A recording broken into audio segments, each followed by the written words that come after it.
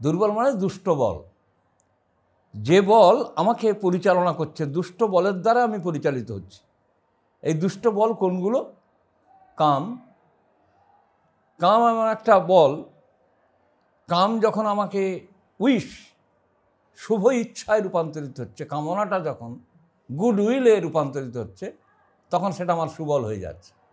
আবার এই কামনাটা যখন ব্যাড উইলে আমাকে রূপান্তরিত করছে, অর্থাৎ সেক্সের দিকে আমাকে নিয়ে যাচ্ছে, তখন সেই কাম আমাকে দূষিত করে তুলছে। আমাকে ওই কামনার বশবর্তী হয়ে বিভিন্ন মুহূর্তে, শুধু মেয়ে মানুষ কামনা না, কামনা আমাদের নিরন্তর পেয়ে বসছে, নিরন্তর বিভিন্ন কামনা। আমার ছেলে মাস্টার ডিগ্রি হোক, আমার ছেলে ডাক্তার হোক, আমার মেয়ে অমুক হোক, এই নিরন্তর আমাদের কামনাগুলো কাজ করছে। এইগুলোই আমাদের জীবনের দুর্বলতা। সর্ব অবস্থায় তুমি রাজি থাকো, এই দুর্বলতা থেকে মুক্তি পাওয়ার একটা পথ সব অবস্থায় রাজি থাকা। আমার ছেলে মাস্টার ডিগ্রি করতে গিয়ে ফেল করেছে, আমি দুঃখিত হলাম না, তাহলে দুঃখ একরকম ভাব, এই ভাবে আমি ভাবিত হলো না, দুঃখ থেকে তখন অশান্তি, অমুক তমুক, বিরক্তি, নানা রকম জিনিসগুলো আসে। মানুষ দুঃখের দিকে ঢলে পড়তে পছন্দ করে, দেখবে খুব আনন্দ করতে মানুষ পছন্দ করে না।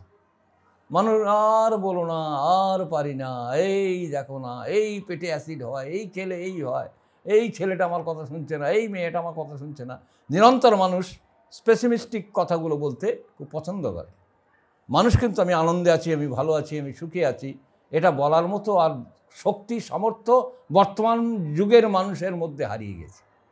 এক্সেপ্ট ঠাকুর অনুকূলচন্দ্রের দীক্ষা যারা নিয়েছে, তারা বোঝে আমরা এটাকে ওভারকাম করতে পারি। ঠাকুর অনুকূলচন্দ্রের শিষ্য ছাড়া যত বড় পণ্ডিত ব্যক্তি হোক, জ্ঞানী হোক, দার্শনিক হোক, বিজ্ঞানী হোক, সে কিন্তু জানে না এর থেকে মুক্তি পাওয়ার পথ কোথায়। আমি ক্রোধী, কিন্তু সকালবেলা উঠে নাম ধ্যান করে আমার হৃদয়টাকে বেশ সুন্দর করে কর্ষণ করে জল টল ছিটিয়ে নরম করে সেখানে একটা ছাপ ফেলে দিলাম, আমি অক্রোধী। এই ছাপটা পড়ে গেল, সঙ্গে সঙ্গে ছাপ আবার উঠে গেল। কেন? যেই দুপুরে রোদ উঠল, সঙ্গে সঙ্গে ওই কাদার ওপরে ধুলো হয়ে গেল, হয়ে গিয়ে ছাপটা ঢাকা পড়ে গেল। তাহলে আবার ফের বলতে হবে আমি অক্রোধী। এই আমি অক্রোধী, এই বলতে বলতে বলতে বলতে বলতে একটা ইমপ্রেশন পড়ে যায়। এইবারে যেই আমি অক্রোধীর ইমপ্রেশনটা পড়লো, আমি রাগ দেখিয়ে মনে পড়লো আমি অক্রোধী বলেছি, তাহলে আমাকে রাগা যাবে না। এই ক্রোধ তখন নিয়ন্ত্রণ হচ্ছে। এই ক্রোধ নিয়ন্ত্রণ হয়ে গেলে তখন সে মানুষটা হয়ে ওঠে তেজস্বী। তখন সে কিছু না বললেও তার কথার অ্যাকশান হতে থাকে, কিছু না বলা কথা বলা হয়ে যায়।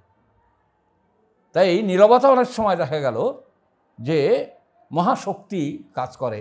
একজন নীরব ব্যক্তি সে কিন্তু অনেক কিছু বলে যায় নীরবতার মাধ্যম থেকে। এই ক্রোধকে নিয়ন্ত্রণ করার পথ হচ্ছে নীরবতাকে অবলম্বন করা। তার জন্যে সংযমের দরকার হয়। এই নাম ধ্যান তপস্যা যতক্ষণ না থাকে, একটা মানুষের সংযম ক্ষমতাটা আসে না, নিয়ন্ত্রণ ক্ষমতা। সংযম মানে নিয়ন্ত্রণ। যেমন গাড়ি ছোটাতে খুব ভালো লাগে, মোটর বাইক, 4 চাকা, স্পিড 40 কিলোমিটার, 60 কিলোমিটার, 80 কিলোমিটার। যত স্পিড বাড়ছে তত বেশ ভেতর থেকে একটা স্পিডের গতি বাড়ছে, কিন্তু গতিটা সঙ্গে সঙ্গে সেটাকে সাডেন ব্রেক করার মতো যে ক্যাপাসিটিটা, নিয়ন্ত্রণ করার যদি যোগ্যতা না থাকে, গতি আছে অথচ নিয়ন্ত্রণ নেই, সে গতি সর্বনাশ। কিন্তু গতি আছে, নিয়ন্ত্রণ না থাকলে সে গতি আমাকে দুর্গতিতে নিয়ে যাবে।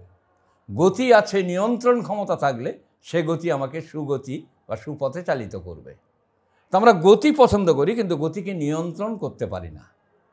এই গতিকে নিয়ন্ত্রণ করা যায় যদি ঠাকুরের দীক্ষায় দীক্ষিত হয়ে তার নাম ধ্যান করা যায়, তার প্রতি অত্যন্ত অনুরাগ যদি বাড়ে। কোনো গুরুজনের প্রতি, যেমন মা বাবা বা গুরুজন পিতৃতুল্য, এই গুরুজনের প্রতি যখন মানুষের রিগার্ড বাড়ে, তখন সেই ব্যক্তিটা নিয়ন্ত্রিত হয়, নইলে তার নিয়ন্ত্রণ করার ক্ষমতা কারও থাকে না। পৃথিবীর সব মানুষ কিন্তু নিয়ন্ত্রিত হয় কোনো বড় মানুষের প্রতি শ্রদ্ধাবশত, নইলে মৌখিক আমি পড়লাম এই হয় ওই হয়, এই হয় ওই হয় জানে, কিন্তু কেউ কিছু নয়। কেন? বড়র প্রতি শ্রদ্ধানতি, ছোটর প্রতি স্নেহ, যেই হারালি অমনি রে তোর, রইল না আর কেহ। আমাদের ছোটর প্রতি স্নেহ থাকে খুব, দেখবে প্রত্যেকের কিন্তু ছোটর প্রতি স্নেহ আছে, বড়র প্রতি শ্রদ্ধানতি নেই। কেন? সেখানে ওই ইগো, ওই ক্রোধের জ্যাঠামশাই হচ্ছে ইগো, অহং। ক্রোধটা যখন মোটা হয়ে ওঠে তখন ওই অহংটা কিন্তু, স্নেহ খুব করা সহজ, শ্রদ্ধা করা বড় কঠিন। আবার শ্রদ্ধা করতে গেলে শ্রদ্ধাকে নিয়ন্ত্রণ করা আরও কঠিন। দেখো, শ্রদ্ধার ব্যক্তি কোনো অশ্রদ্ধার কাজ করলে, হ্যাঁ ওনাকে আমি এত শ্রদ্ধা করতাম, এখন আমি শ্রদ্ধা করি না। তোমার শ্রদ্ধা ছিলই না।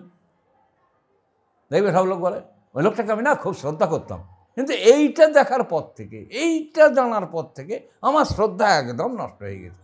তোমার শ্রদ্ধা কোনোদিন ছিলই না। শ্রদ্ধাবান লভতে জ্ঞানম, তুমি শ্রদ্ধাবান হয়ে উঠবে শ্রদ্ধা করতে করতে। সব অবস্থায় আমি শ্রদ্ধা করব। একটা মানুষ তখন নিয়ন্ত্রিত হয়, কাম, ক্রোধ, লোভ, মোহ, মদ, মাৎসর্য এইগুলো আমাকে ডিস্টার্ব করে, এইগুলোই আমার দুর্বলতা। এছাড়া মানুষের মধ্যে আর কোনো দুর্বলতা নেই। এইগুলোর দ্বারায় চালিত হলে, যেমন একটা ছাগল কিনে নিয়ে যাচ্ছে একটা লোক, ছাগলটা টানতে টানতে যাচ্ছে, 5 জনে বলল, কি মশাই আপনি এই বাচ্চা ছাগলটাকে টানতে টানতে নিয়ে যাচ্ছেন, ওটাকে কাঁধে করে নিতে পারছেন না? দেখা গেল সেই ছাগলটাকে কাঁধে করে নিয়ে যাচ্ছে। কেন? এটা তার বোকামি। কাদের কথা শুনলো? ছোটদের কথা শুনলো। মানুষ কিন্তু ছোটদের কথা শুনতে খুব পছন্দ করে, বড়দের কথা শুনতে কিন্তু পছন্দ করে না। বড়দের কথা মানতে তাদের খুব ইগোয় লাগে। ছোটদের কথা, ছোটরা যা তা বলে দিক, তাতেও সে হেসে সেটাকে উড়িয়ে দেয়।